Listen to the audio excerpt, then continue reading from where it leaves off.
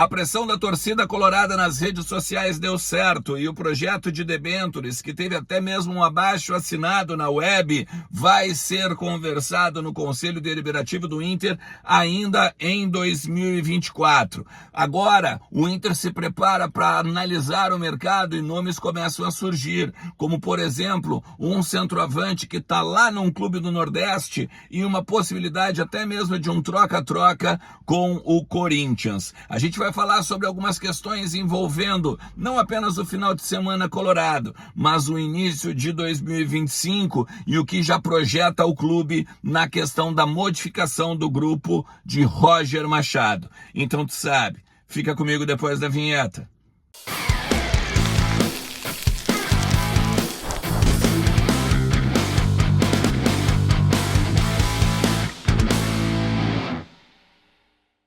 Fala Colorado, fala Colorada, como é que vocês estão? Tudo certo? Tudo beleza? Bora falar do Internacional, atualizar as informações do nosso clube, entender um pouquinho o que está acontecendo no CT Parque Gigante, também no Beira-Rio, Morada dos Quero-Queros, tudo a respeito do nosso Colorado, a gente vai falar aqui neste conteúdo, que tem o apoio de KTO.com, a melhor banca de apostas do Brasil, que te dá 20% de bônus no teu primeiro depósito. E eu quero trabalhar contigo um assunto bem polêmico nessa semana, que teve destaque da torcida colorada. Fica comigo até o final do vídeo, também te inscreve no canal, ativa a notificação e bora lá, porque sempre tem muito para tratar do nosso Colorado por aqui. O teu like ajuda pra caramba o meu trabalho e também se tu quiser compartilhar o conteúdo nos teus grupos de colorados e também na web, né, nas tuas redes sociais, ajuda também pra caramba, beleza? Eu quero falar com vocês primeiro sobre o projeto de debêntures, né, que é aquele projeto envolvendo a captação de 200 milhões de reais como parte de empréstimos junto a investidores, e aí a partir disso o Internacional quitaria algumas dívidas, ficaria, claro, né, com os 200 milhões de dívidas novas, mas quitaria dívidas antigas e tentaria ajeitar a questão de juros, principalmente os bancários, tá? O Inter não falaria sobre isso ainda em 2024, mas a partir da repercussão que houve nas redes sociais, a partir inclusive, né, de uma fala do ex-presidente do Conselho Deliberativo, Sérgio Yuhen, no programa do Luiz Carlos Reck, né, o Cadeira Cativa, de que a politicagem dentro do Conselho Deliberativo prejudicava o Inter e tal, houve um início de revolta, vamos dizer assim, né, por parte de alguns sócios colorados, com abaixo assinado, inclusive na web, captação de quase 3 mil assinaturas, enfim, uma polêmica que o sócio abraçou para si, a possibilidade de votação ou a vontade de ver este tema debatido junto ao Conselho Deliberativo. E o sócio, ele foi vencedor nesse braço de ferro, né? E até, na verdade, ele deveria ser vencedor sempre, né? Porque o sócio e o torcedor colorado é a razão de ser do clube.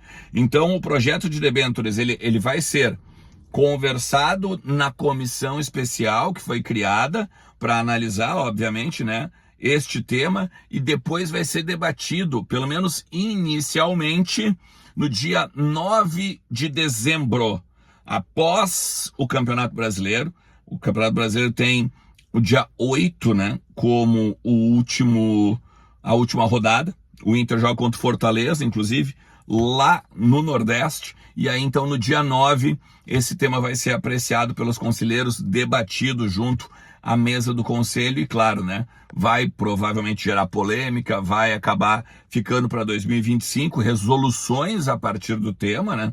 Mas, importante, esse movimento que fez o torcedor colorado, o sócio do Inter e principalmente, né, o conselheiro que viu que hoje não é bem assim, né, para tratar com desdém assuntos importantes para o Inter, assuntos que podem vir a contribuir para a saúde financeira do clube e principalmente, né, cada vez mais o sócio e o torcedor colorado estão de olho no trabalho do Parlamento Colorado, beleza?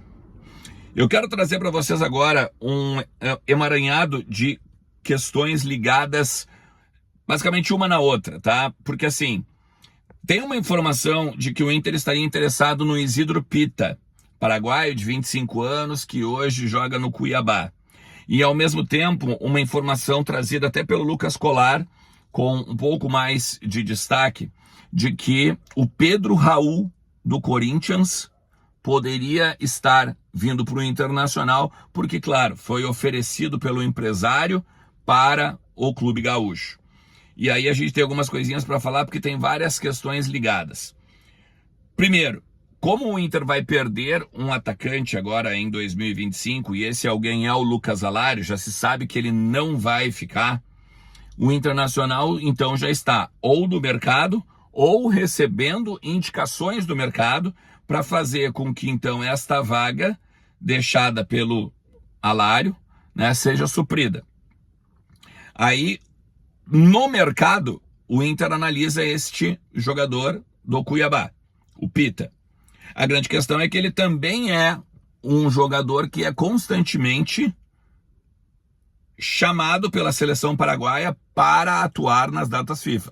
E aí o Inter teria o Borré, o Valência e o Pita, basicamente como os jogadores selecionáveis. Isso seria ruim, porque vamos supor que o Inter não consiga não jogar prejudicado pela data FIFA. Por exemplo, né, a data FIFA acaba no dia 10, dia 11 tem a jogo.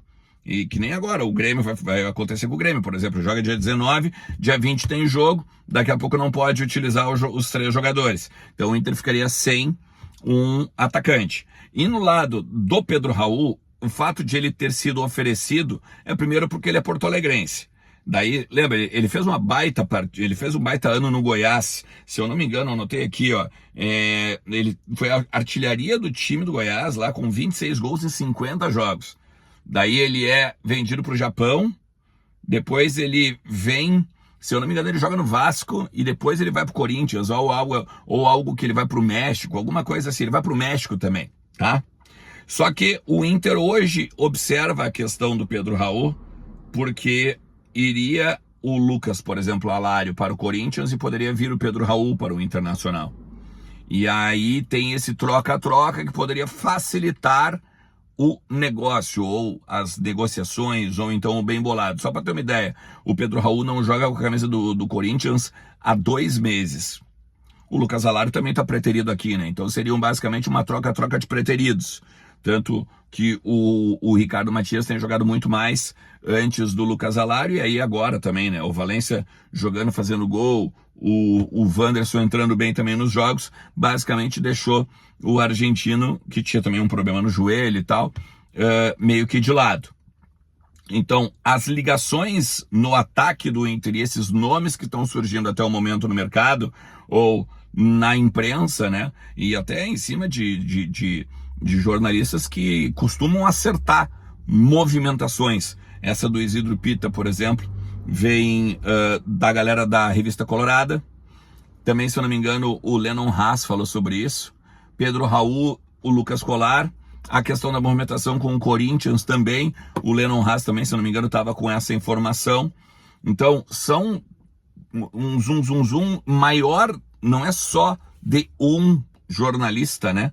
Então, a partir das fontes de cada um, a gente vai montando o quebra-cabeça. Então, me parece muito claro que o Inter já se preocupa, não só com a zaga, em cima, né, de contratações, agora como o Juan Jesus, gravei pela parte da manhã, a questão também, né, da saída do Vitão, substituto para o mercado, um cara experiente para Libertadores, mas também se preocupa com o ataque, uma vez que vai perder um jogador, então teria que repor, claro, né, para o grupo de Roger Machado continuar basicamente com o mesmo número de atletas e também coeso em termos de várias opções aí. Rapidinho, antes da gente encerrar, tá? Falei sobre metas esportivas hoje pela parte da manhã, né? E muita gente dizendo assim, pô, mas aí o Inter não quer ser campeão de nada. Gente, aquelas metas esportivas, elas são ligadas ao orçamento. Toda empresa, ela tem que ter uma meta de vendas, uma meta de compras, uma meta de maquinário, uma meta de coisas que vão ser feitas ao longo da temporada. É a mesma coisa o Inter. Ah, mas Ernest, eles podiam projetar ser campeão. Tá errado? Porque isso é financeiro. Então o Inter tem, por exemplo, uma meta de bater 600 milhões em arrecadação, e aí, para bater esses 600 milhões, ele teria que ser campeão em tudo. Tá errado. O Inter tem que projetar ser campeão em tudo em termos futebolísticos, em termos do campo, em termos esportivos, campo, esportivos, finanças. O Inter projeta bater os 600 milhões com a contribuição de determinada fase de determinado campeonato. A partir, se o Inter, olha só como eu botei, G6 do Campeonato Brasileiro, tá? Então se o Inter for sexto, quinto, quarto, terceiro, segundo ou primeiro, o Inter está dentro dessa meta.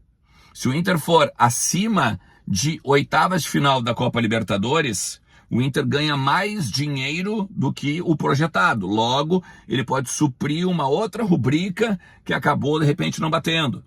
Assim é a mesma coisa com a Copa do Brasil. Se ele for a semifinal, ele supera as quartas de final que ele pensou em fazer. E assim vai, entende? Gurizada, é óbvio que o Inter quer ser campeão. Mas aquilo ali é uma questão orçamentária, é uma questão de dinheiro e principalmente de autorização que o Conselho Fiscal, que o Conselho Deliberativo e tudo mais tem de dar para receber e para gastar dinheiro no ano que vem. Beleza? Se tu chegou até aqui, te agradeço demais. A gente vai falando sempre que tem muito para tratar do nosso Colorado por aqui, beleza? Eu não ia gravar vídeo agora de tarde, mas achei bacana a gente pegar e fazer um emaranhado aqui do que está acontecendo nesses bastidores do nosso Colorado. Valeu? Tamo junto, forte abraço. Tchau!